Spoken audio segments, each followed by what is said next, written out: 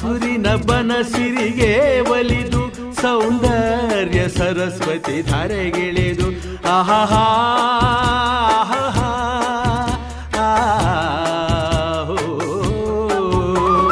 ಹರಿಯುವ ನದಿಯಲ್ಲಿ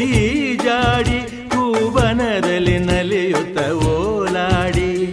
ಚೆಲುವಿನ ಬಲೆಯ ಬೀಸಿದಳು ಈ ಗಂಧದ ಗುಡಿಯಲ್ಲಿ ನೆಲೆಸಿಹಳು ಇದು ಯಾರ ತಪಸ್ಸಿನ ಫಲವೋ